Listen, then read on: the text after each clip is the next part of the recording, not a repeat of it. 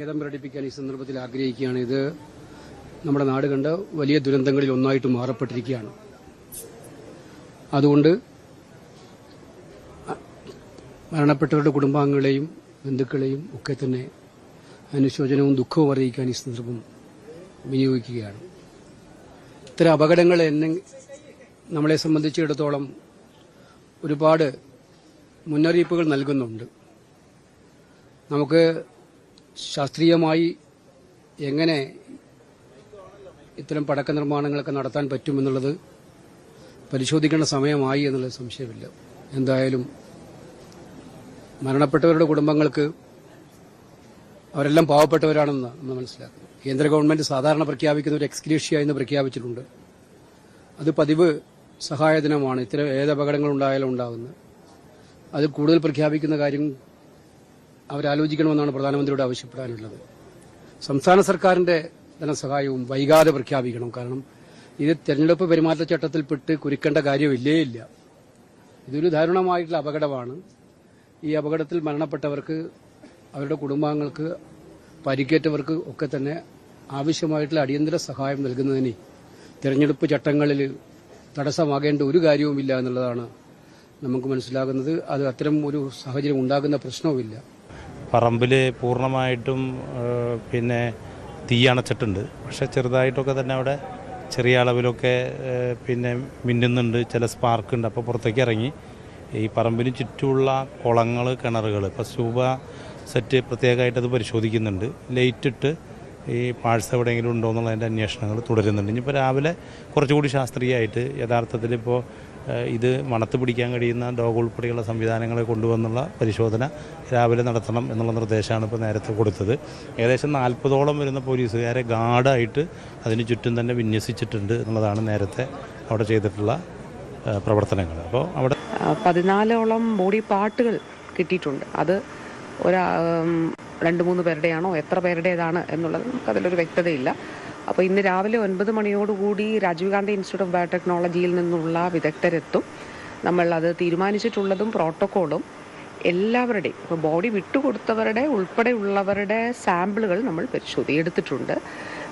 ബാക്കി ഉള്ളവരുടെയും ബോഡി പാർട്സിൻ്റെയും സാമ്പിളുകൾ എടുക്കുകയും ആ സാമ്പിളുകൾ DNA പരിശോധനയ്ക്ക് വേണ്ടിയിട്ട് വിധേയമാക്കുകയും ചെയ്യും.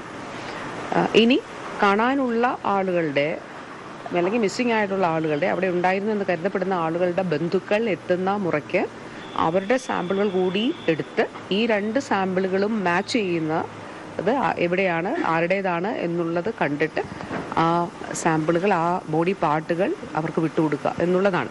ഇന്നലെ രാത്രി വൈകി ഫോറൻസിക് വിഭാഗം മേധാവി പറഞ്ഞ ഒരു കാര്യം കൂടിയുണ്ട്. നമ്മൾ പ്രോട്ടോക്കോൾ അനുസരിച്ച് എല്ലാ ബോഡികളും ഓട്ടോപ്സി ചെയ്തിട്ട് പോസ്റ്റ്മോർട്ടം ചെയ്തിട്ട് വെക്കുക എന്നുള്ളതാണ് നമ്മളുടെ ഒരു കീഴ്വഴക്കം.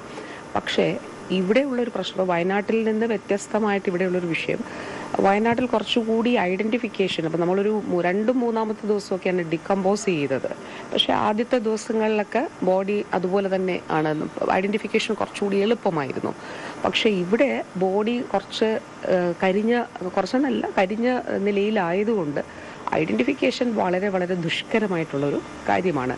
അപ്പോൾ അതുകൊണ്ട് കൃത്യമായ ആളുകൾ തന്നെ, അല്ലെങ്കിൽ ഡെഡ് ബോഡീസ് തന്നെ ബന്ധുക്കൾക്ക് അവർ ഐഡൻറ്റിഫൈ ചെയ്യുന്നു എന്നുള്ളതും അവർക്ക് കൊടുക്കുന്നു എന്നുള്ളതും ഉറപ്പാക്കുക എന്നുള്ളത് വളരെ വളരെ പ്രധാനപ്പെട്ടൊരു കാര്യമാണ്. അതുകൊണ്ട് ഡോക്ടേഴ്സ് ഇന്നലെ പറഞ്ഞൊരു കാര്യം, എല്ലാ ബോഡീസും പോസ്റ്റ്മോർട്ടം ചെയ്യാൻ സാധിക്കുന്നില്ല. കാരണം ചില ഐഡൻറ്റിഫിക്കേഷൻ ചിലപ്പോൾ ഈ പോസ്റ്റ്മോർട്ടം ചെയ്ത് കഴിഞ്ഞാൽ ചിലപ്പോൾ ആ ഒരു ഐഡൻറ്റിഫിക്കേഷൻ ഇച്ചിരി പ്രയാസകരമാവുന്നൊരു സാഹചര്യം ഉണ്ടെങ്കിൽ എന്തെങ്കിലും ഒരു സൂചനയായിരിക്കും ഉണ്ടാവുക. അപ്പോൾ ഇന്നലെ തന്നെ ഒരു ബോഡി ഐഡൻറ്റിഫൈ ചെയ്തത് കടുക്കനുണ്ടായിരുന്നു എന്നുള്ളത് ആണ് ചെയ്തത്. അപ്പോൾ അതൊക്കെ കുറച്ചുകൂടി നമുക്ക് പെട്ടെന്ന് ഒരു പക്ഷേ ചെയ്യാം. അപ്പോൾ ഒന്നിലധികം പേർ അങ്ങനെ ഉണ്ടായിരുന്നോ, അതൊക്കെ ഉണ്ടാകാം, അല്ല നോക്കുന്നുണ്ട്.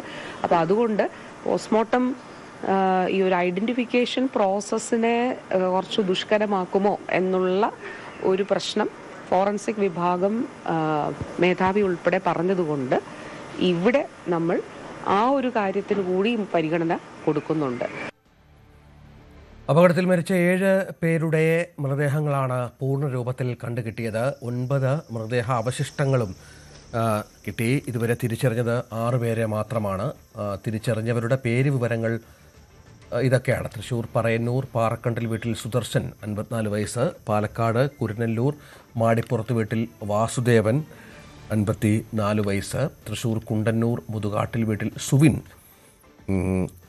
40 വയസ്സ്, തൃശ്ശൂർ കോട്ടപ്പുറം കുറിമാലി വീട്ടിൽ ഗിരി 40 വയസ്സ്, തൃശ്ശൂർ അയ്യന്തോൾ തൃക്കുമാരകുടത്ത് വിഷ്ണു വിനോദ് 34 വയസ്സ്, തൃശ്ശൂർ ചേർപ്പ് ഇഞ്ചമുടി വടക്കേ പുരക്കൽ വീട്ടിൽ ബിജീഷ് 42 വയസ്സ്. എങ്കിലും 2 പേരുടെയൊക്കെ മൃതദേഹത്തിൻ്റെ കാര്യത്തിൽ ആശയക്കുഴപ്പമുണ്ട്. ഈ 2 മൃതദേഹങ്ങളും DNA പരിശോധനയ്ക്ക് വിധേയമാക്കാനാണ് ഇപ്പോൾ നീക്കമുള്ളത്.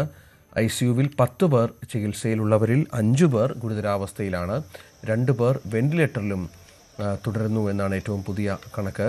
നവമി ദിനേശ് ആശുപത്രിയിലുണ്ട്. നവമി വലിയ ഗുരുതരമായ സാഹചര്യമാണ്. കാരണം ഈ മരിച്ചവരെ തിരിച്ചറിയുക, കൂടുതൽ മൃതദേഹങ്ങളുമായി ബന്ധപ്പെട്ട സ്ഥിരീകരണം എത്തിക്കുക എന്നൊക്കെയുള്ളത് അതികഠിനമായ ജോലിയാണ്. അത്രത്തോളം തിരിച്ചറിയാത്ത വിധം മൃതദേഹാവശിഷ്ടങ്ങൾ മാറിക്കഴിഞ്ഞു. ഇപ്പോൾ എന്തൊക്കെ ശ്രമങ്ങൾ നടക്കുന്നു? ആശുപത്രിയിലുള്ളവരുടെ ആരോഗ്യനില എങ്ങനെയുണ്ട്? എന്തെങ്കിലും കൂടുതൽ വിവരങ്ങളുണ്ടോ?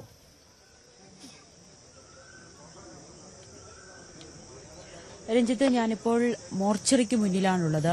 ഇവിടെയാണ് മൃതദേഹങ്ങൾ സൂക്ഷിച്ചിരിക്കുന്നത്. അതിൽ തിരിച്ചറിയേണ്ടതുണ്ട്, പോസ്റ്റ്മോർട്ടം നടത്തേണ്ടതുണ്ട്. അതിനുവേണ്ടി ബന്ധുക്കളടക്കം ഇവിടേക്ക് എത്തിയിരിക്കുകയാണ്. നമുക്ക് അവരോട് തന്നെ ചോദിക്കാം. കുറച്ചധികം ബന്ധുക്കൾ അകത്തേക്ക് കയറിയിട്ടുണ്ട് മൃതദേഹം തിരിച്ചറിയുന്നതിന് വേണ്ടിയിട്ടൊക്കെ. അവരോട് തന്നെ നമുക്ക് ചോദിക്കാം. വരാം നവമി എന്ന് തുടരുക. ഇപ്പോൾ കേന്ദ്രമന്ത്രി സുരേഷ് ഗോപി മാധ്യമങ്ങളെ കാണും.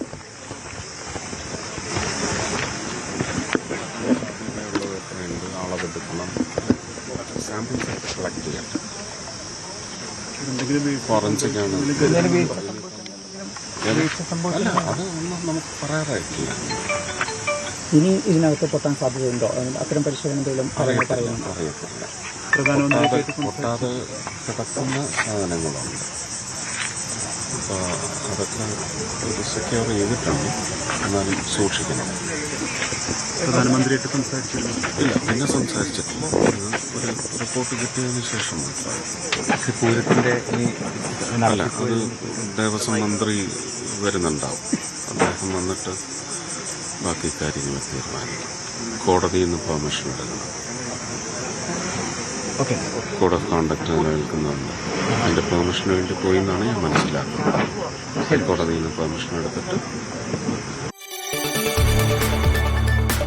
കൂടുതൽ വാർത്തകൾക്ക് news 18 Keralam YouTube channel subscribe ചെയ്യുക.